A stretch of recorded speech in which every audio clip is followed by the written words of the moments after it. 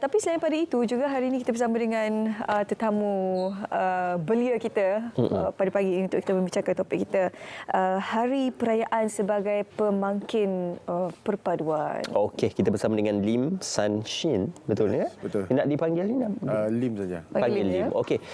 Lim merupakan banyak terlibat dengan aspek kepimpinan belia. Ya, jadi mungkin boleh diceritakan latar belakang peribadi Lim dalam kepimpinan belia dan apa kebiasaannya, mungkin aktiviti yang kemasyarakatan yang disumbangkan atau disertai oleh Lim sendiri. Okay, terima kasih Ismail dan juga Syuaida. So, terima kasih kepada SPM dan RTM untuk jemputan ini dan untuk pengenalan diri, saya merupakan Lim San Shin, umur 23 dan saya baru graduate dari Universiti Melaya, kelulusan undang-undang dan sekarang saya merupakan seorang pemimpin belia dan juga aktivis yang sentiasa bergiat aktif untuk menganjurkan program, melibatkan diri dalam program undang-undang, program pembekasan belia sebab saya percaya belia ni adalah aset masa depan negara. Maka kita kena melabur. Contoh, kita kena berikan lebih banyak perhatian, penekanan terhadap pembangunan belia, keadaan yang lebih positif dan dinamik. Dan saya juga merupakan seorang duta perpaduan Kerajaan Negeri Johor dan juga ikon siswa kepimpinan serta merupakan pengasas Persatuan Pemimpin Belia di Universiti Melaya. Wow, sebagai duta perpaduan juga bersama dengan perayaan Hari Natal ini, bagaimana Lim melihat sambutan perayaan ini boleh menjadi satu pemangkin untuk kita mengeratkan lagi perpaduan sesama masyarakat Malaysia? Okey, terima kasih atas soalan. Kita tahu di Malaysia ni kita ada banyak kaum. Kita ada pelbagai bangsa, agama dan latar belakang. Kita ada Melayu, Cina, India, Sabah, Sarawak dan Bumiputera dan sebagainya. Maka inilah menjadi keunikan, keistimewaan dan juga keunikan yang ada di Malaysia yang kita patut menjadikan sebagai kekuatan ataupun sesuatu yang kita rasa bangga. Itu merupakan identiti dan nilai yang kita perlu junjung dalam Malaysia ni, iaitu nilai kepelbagaian. Di mana Malaysia kita mempraktikkan atau mengamalkan perpaduan dalam kepelbagaian, iaitu unity in diversity. Di mana Malaysia ni kita ada pelbagai hari perayaan seperti Hari Raya, Tahun Baru Cina, Christmas, Deepavali dan sebagainya. So saya rasa itu merupakan satu hari, of course semua rakyat Malaysia rasa gembira sebab cuti, dan kedua tu kita dapat gunakan cuti ini untuk membuat refleksi. Macam mana kita dapat cari satu titik persamaan ataupun perjumpaan untuk bersama kawan-kawan. Contohnya kita membuat rumah terbuka, open house, kita pergi mengunjung ke rumah kawan, kita makan, menjamu selera kuih-kuih yang ada, jamuan, sajian dan sebagainya. Dan kita dapatlah memahami antara satu sama lain supaya kita dapat mengurangkan jurang antara kaum, kita dapat membina persefahaman yang lebih kukuh antara kaum, pelbagai kaum di Malaysia, dan untuk kita pastikan kita dapat meningkatkan lagi perpaduan dan integrasi nasional antara pelbagai bangsa. Dan saya rasa hari perayaan di Malaysia ni pun cukup unik kerana itu merupakan satu happening yang kita dapat kenal dengan pelbagai bangsa dengan lebih lanjut. So kalau biasa kita kat sekolah pun mungkin kurang kan, mungkin sambutan ke apa. Tapi kalau kita ada hari perayaan, mungkin dia adalah satu hari yang kita boleh mengunjung orang, kita boleh menerokai apakah sejarah, contoh apakah sejarah Deepavali, apakah sejarah Hari Natal dan sebagainya. Untuk kita tahu apakah cerita, apakah kisah yang menarik latar belakang hari perayaan tersebut. Itulah yang membuat kita menerapkan sebenarnya budaya ilmu dan budaya ingin tahu tentang kaum lain. Sebab kalau bahasa Melayu ada cakap, tak kenal maka tak cinta. So itulah mendorong saya rasa semua belia dan rakyat Malaysia untuk berfikir dan kita sama-sama mendakap erat prinsip kebersamaan untuk bersama pelbagai kaum dan rakyat Malaysia. Ya, pembacaan yang konklusif yang banyak dilakukan oleh Lim. Tapi ialah menjadi duta perpaduan ini tidak hanya kami akan bertanyakan soalan-soalan yang klise. Di kesempatan ini mungkin kita nak ketahui kerana banyak ketika ini ramai yang cuba untuk menggunakan beberapa isu untuk membawa mungkin sedikit perbalahan dan juga pergaduhan antara budaya, kaum dan sebagainya. Tetapi perkara ini kita boleh nafikan kerana ada sebahagian yang tidak sebegitu. Jadi Lim sendiri dalam konteks pergaulan, pendidikan anda, malah di Universiti Melaya sendiri juga kepelbagaian kaum itu jelas.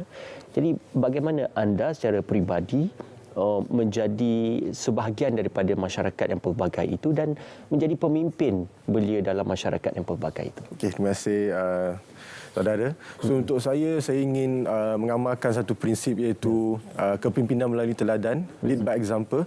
So seperti saya sentiasa cuba mengenali dan berkawan dengan pelbagai kaum. Saya kawan dengan kawan Melayu, kawan India, kawan dari Sabah Sarawak dan sebagainya. Apabila saya berkawan dengan mereka, saya dapat mengetahui tentang adat resam mereka, pantang larang dan juga hari perayaan mereka. Dan apabila saya mengetahui saya lebih lanjut tentang apa yang mereka buat, contoh dalam lingkungan kaum mereka, agama mereka, amalan mereka, saya akan lebih menghayati perpaduan dan keharmonian yang kita ada dalam Malaysia.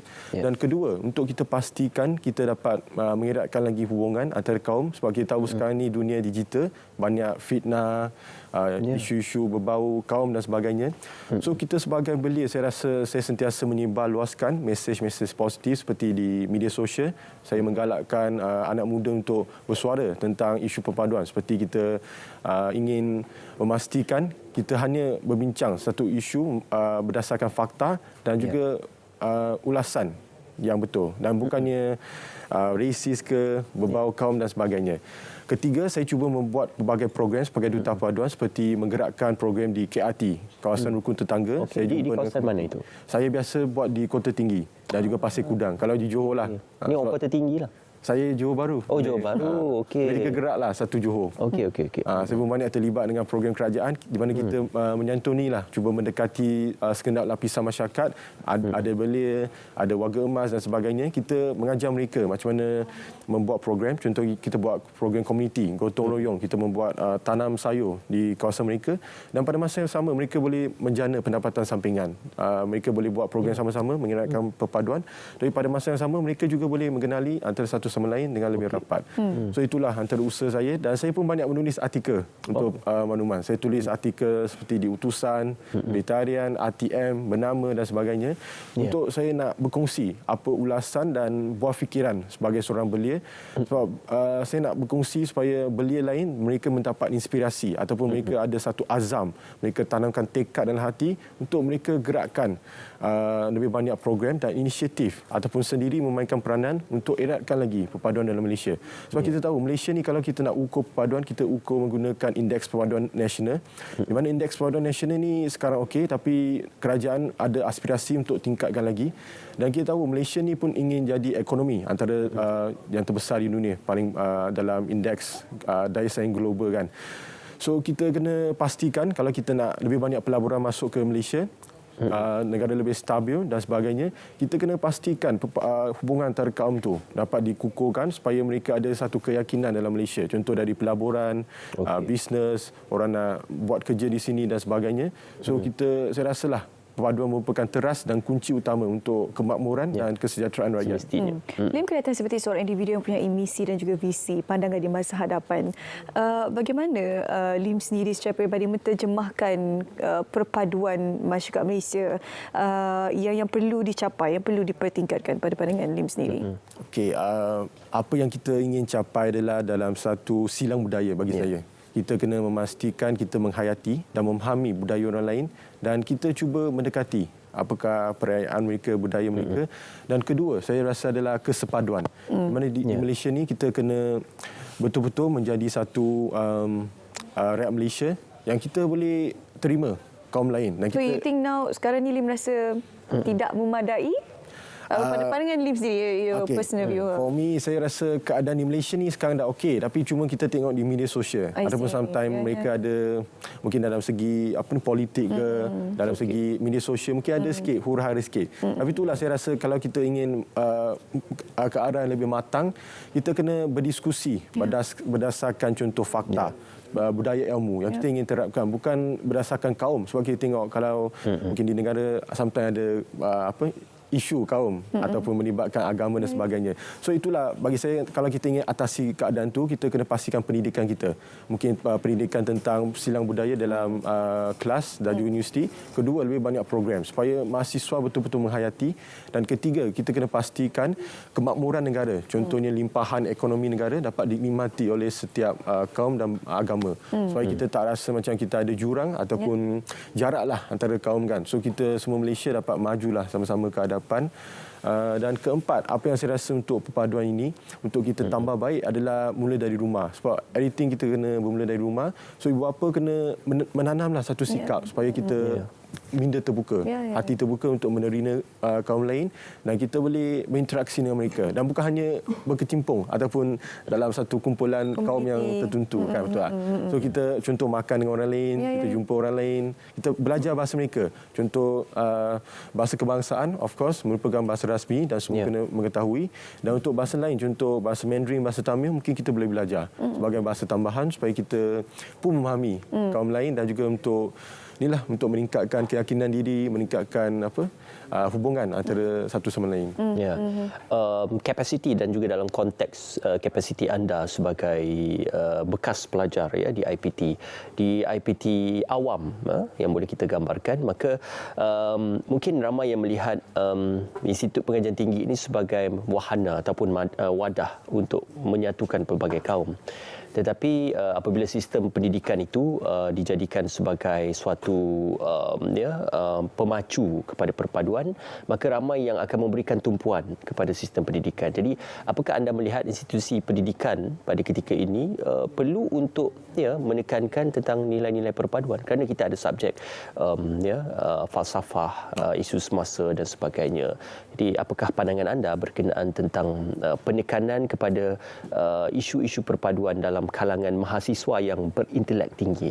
Okey, untuk soalan ni saya rasa betul. Memang kita dah ada subjek ini. Sebelum ni kita ada satu subjek dipanggil hubungan etnik. Tapi dia ditukar kepada falsafah dan isu semasa rasanya. 2 tahun lepas ketika tapi saya rasa apa yang subjek kita ada ni, kita tidak boleh bergantung pada teori saja. Sebab saya tengok mungkin kebanyakan subjek kan, dia lebih fokus kepada teori ataupun jawab exam ke, buat kerja khusus. Apa yang saya inginkan adalah satu transformasi dalam pendidikan tinggi. Kerana kita ada satu sikap, kita bukan saja nak daftar subjek itu untuk lulus, tapi kita nak daftar subjek itu untuk kita betul-betul memahami dan mengamalkan sikap tu dalam kehidupan. Contohnya kita ambil falsafah dan isu semasa, kita berkaji tentang sejarah tamadun dan sebagainya.